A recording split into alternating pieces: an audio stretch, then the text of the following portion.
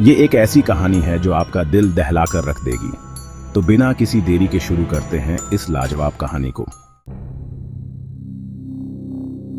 एक बार की बात है, सुजोतापुर नामक गांव में एक लड़का रहता था जिसका नाम एकर था।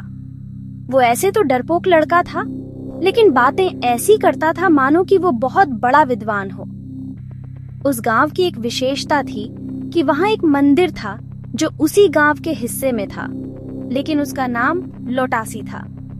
वहां हर वर्ष मेला लगता था और बहुत दूर दूर से लोग वो मेला देखने के लिए आते थे। उसी गांव के दो और लड़के थे जिनके नाम सभ्य और सोम थे।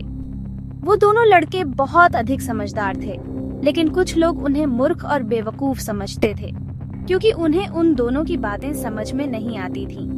वो दोनों अक्सर ऐसी बातें किया करते थे जो आम लोगों की सोच से हटकर होती थीं। सोम, सभ्य और एकर एक ही परिवार के थे। लोटासी का मेला लगने में कुछ ही दिन बचे थे। शाम का समय था। घर के सभी लोग छत पर आए हुए थे। लोटासी के बारे में बात हो रही थी क्योंकि वहां मंदिर के साथ साथ कुछ ऐसा भी था जो अक्सर चर्चा का विषय बना रहता था। वो था वही मंदिर से कुछ दूर स्थित कब्रिस्तान। लोगों का मानना था कि लोटासी में रात के समय रुकना खतरे से खाली नहीं है। वहां पर लोगों ने आत्माओं और भूतों को देखने का दावा भी किया था, लेकिन अब के समय में घटनाएं न होने की वजह से लोगों ने उसे एक तरीके से भुला दिया है। सोम और सभ्य इस बात को लेकर बहुत सोचते हैं कि क्या है कि वहां आज तक कोई रात में नहीं रुक पाता है या फिर कोशिश करता हो तो उसकी मानसिक अथवा शारीरिक स्थिति खराब हो जाती है। एकर की हालत ये सुनते ही खराब हो गई क्योंकि उसे भूतों की कहानियां सुनने में तो मजा आता था, लेकिन उसके बाद उसकी हालत खराब हो जाती थी। एकर की उम्र 6-7 वर्ष थी। अगले दिन एकर स्कूल चला गया। वो जब स्कूल से घर आया तो उसने पाया कि सभी लोग कल सुबह लोटासी पूजा करने की तैयारी कर रहे थे, तो वह भी बहुत ज्यादा उत्साहित था। सोम और सभ्य भी अपनी अपनी योजना बना रहे थे कल मेले के विषय में। उन दोनों की योजना न केवल मेले में घूमने और वहां आनंद लेने की थी, बल्कि वहां यह भी पता लगाने की थी कि क्या यह रात में सच में भूत प्रेत आते हैं या नहीं।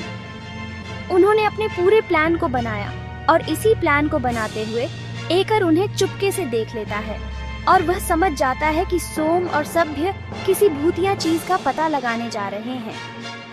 लेकिन पता नहीं उसके मन में क्या चल रहा था, उसने किसी को इसके विषय में नहीं बताया। सुबह हुई। घर के सभी लोग और एकर, सोम, सभ्य लोटासी पूजा के लिए गए। वे पूजा के लिए गए थे, लेकिन सोम और सभ्य ने कहा कि ये हमारे गांव का सबसे बड़ा मेला है, हम इसे अच्छे से देखना चाहते हैं। इसलिए वे दोनों वहीं रुक गए। एकर को दोनों पर शक हुआ कि वे दोनों पक्का कब्रिस्तान की ओर ही जाएंगे। उसने फिर भी कुछ नहीं बोला और परिवार के साथ घर आ गया। सोम और सभ्य की उम्र 16 साल की थी, इसलिए उन्हें कब्रिस्तान की ओर जाने की इजाजत मिल गई। जाने की इजाजत थी। काम उम्र वालों को अपने से बड़ों के साथ ही वह जाने की अनुमति थी। सोम और सभ्य कब्रिस्तान में गए, पर ऐसे कुछ भी पता नहीं चल रहा था। उन्होंने सोचा कि आज अच्छा दिन है, आज हम इस दिन को एंजॉय करते हैं, इसके बारे में हम कल पता लगाएंगे। सोम और सभ्य मेले के अंदर तो आ गए थे, लेकिन अभी भी वो उसी कब्रिस्तान के बारे में पता लगाने के विषय में चर्चा कर रहे थे। उन्होंने इंटरनेट पे उपलब्ध कुछ आर्टिकल्स पाया ही जो कि भूत प्रेतों से जुड़े हैं, जिससे उन्हें कुछ पता चला जिसका उपयोग वो अगले दिन करने वाले थे। ऐसे ही समय बीता और सभी लोगों के मेले में आने का समय हो चुका था और सभी लोग मेले का खूब लुत्फ उठा रहे थे। लेकिन तभी कुछ लोगों के चिल्लाने की आवाज आती है। जाने पे पता चला कि कुछ लोग कब्रिस्तान में जाके उलटी सीधी हरकतें कर रहे हैं, जैसे शराब और अन्य नशीले पदार्थ का, जो कि वहां ले जाना बिल्कुल मना था। फिर भी उन्होंने ऐसा किया। कुछ लोगों ने उन्हें बहुत पीटा, लेकिन फिर इस आनंदित माहौल को खराब न होने देने के कारण लड़ाई को रोक लिया गया। सभी लोग वहां से चले गए, लेकिन सभ्य और सोम को वहां कुछ ऐसा दिखा जिसे देखने के बाद उनके होश उड़ गए। वहां उनको कुछ सामान दिखाई दिए, जैसे कुछ खिलौने और कुछ सिक्के, जो कि पहले वहां पर नहीं थे। और सबसे आश्चर्यजनक चीज वहां पर यह थी कि वहां पर कुछ कब्रों में खुदाई की गई थी, जिसको बाद में जल्दी जल्दी ढांका हुआ लग रहा था। सोम और सभ्य को ऐसा लगा कि वो दोनों आदमी जो पकड़े गए थे वो पक्का चोर होंगे और यहाँ अपना चोरी का सामान छुपाने आते होंगे। उन्होंने उसे बहुत गंभीरता से लिया और इसके बारे में और जांच करने का निश्चय किया। वो मेले में चले गए और अपने दोस्तों के साथ घूमे और कुछ बातें की। तभी एकर आता है और उसने भी निश्चय किया था कि आज वो भी कब्रिस्तान को देखेगा, क्योंकि उसको कोई कभी भी उधर नहीं जाने देता था। लेकिन आज सभी मेले में व्यस्त थे, तो वो आज बिना किसी रोक टोक के जा सकता था, और वैसा ही हुआ। जब शाम के 6 बजे तो एकर कब्रिस्तान में गया और वहां उसे कुछ भी डरावना नहीं दिखा। अब उसे वहां मजा आ रहा था, क्योंकि अब वो जान चुका था कि वहां कुछ भी डरावना नहीं है। कब्रिस्तान के बीच में जाने पर उसे वहीं सिक्के और खिलौने दिखे।